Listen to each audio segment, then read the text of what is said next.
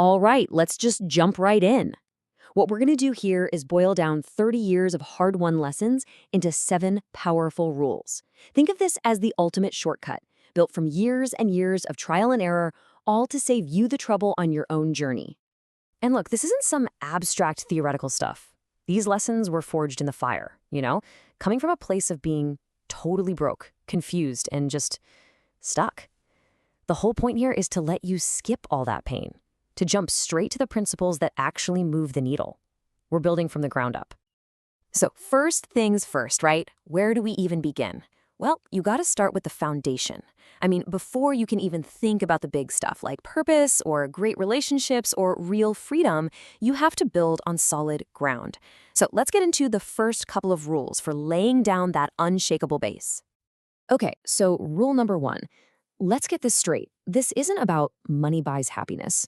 We all know that's not the whole story. But what money does buy is options. It buys peace of mind.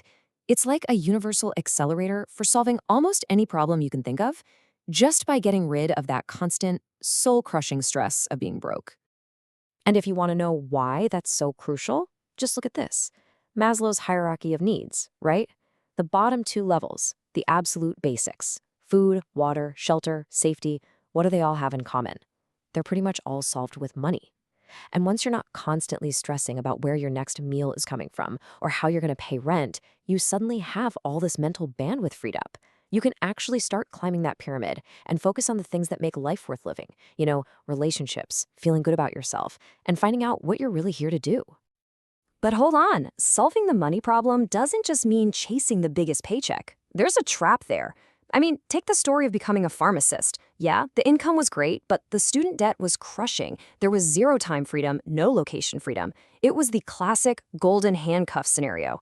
The real breakthrough wasn't a bigger salary. It was entrepreneurship. That's what offered not just income, but real freedom and control. All right, so let's keep building here. You've got your foundation, you're working on the money, you're building goodwill. So the next logical question is, where do you actually compete? Where do you play the game? This next part is all about picking your arena, both in terms of your environment and what you choose to focus on.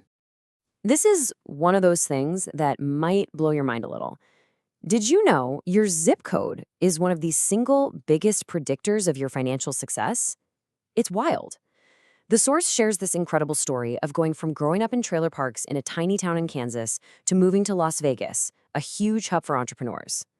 Just that one decision, that one move, changed the entire trajectory of his life. And it wasn't just a physical move. He invested, and I mean invested, in his peer group. Look at this number, $50,000. That's what it costs to get into one mastermind group.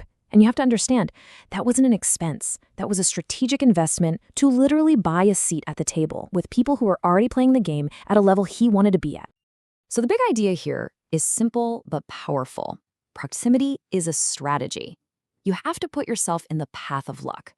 When you're around people who are crushing it, their whole vibe, their mindset, how they work, what they believe is possible, it all just seeps into you through osmosis.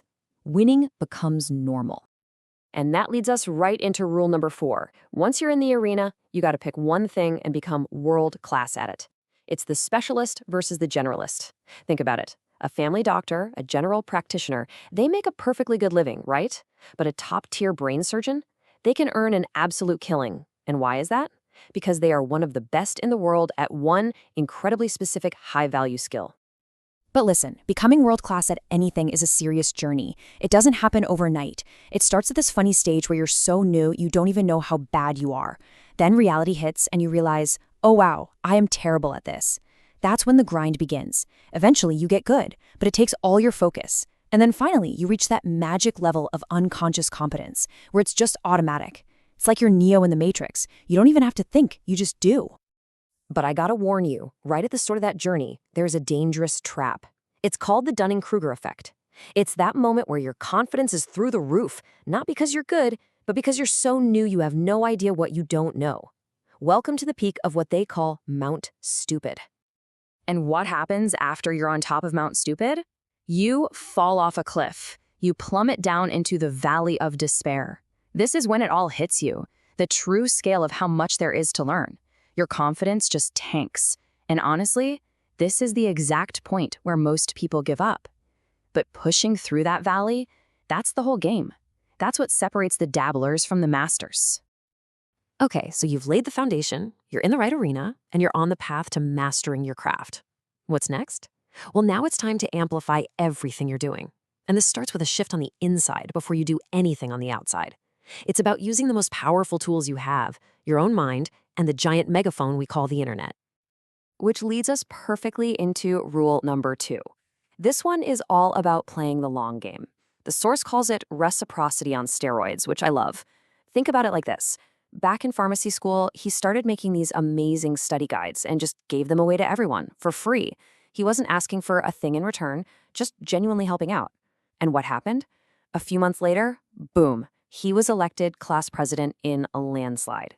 He'd built up this massive bank of goodwill without even realizing it. And this is such a critical point. You have to know the difference here. People can sniff out transactional giving from a mile away. You know the vibe. You do something nice, and then you've got those puppy dog eyes going, just waiting for the payback. It's cringy. The real move is genuine giving. You detach from the outcome. You just lead with help, period. That's how you build a rock-solid reputation that actually lasts. And honestly, this is the ultimate payoff right here. That goodwill you create, it's an asset. It's an investment that compounds way, way faster than money ever could. It opens doors and creates opportunities that you literally could not buy, no matter how much cash you have. So how do you do that? How do you stay open-minded and speed up your growth? Well, one of the best ways is rule number 6, document your journey.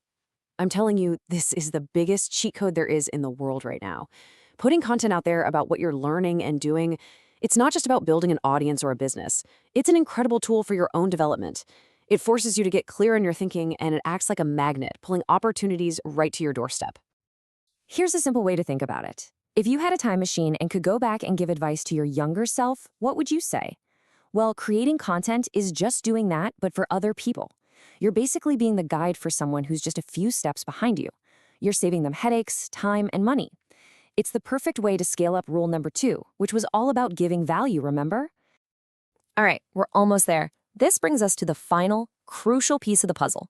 You've got the foundation, you've chosen your arena, you've got your megaphone. The only thing left is the mindset, that deep, internal shift you have to make to actually take the leap, to start your own daring adventure.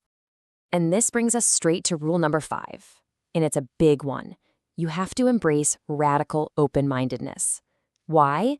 Because what got you here won't get you there. It's that simple.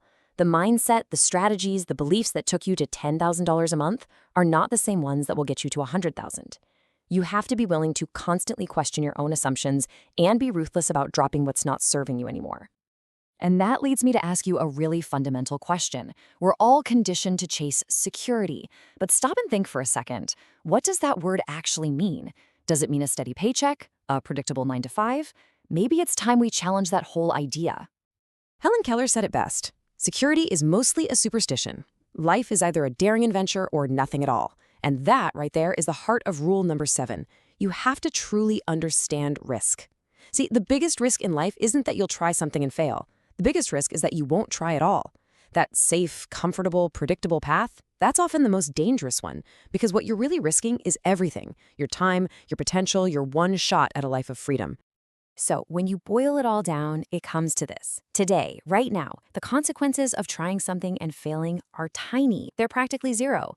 So you start an online business and it doesn't work out. What did you lose? A bit of time, a few $100? That's it. The downside is tiny, but the upside is life-changing. So the final question I want to leave you with is this: what asymmetrical bet are you going to make on yourself?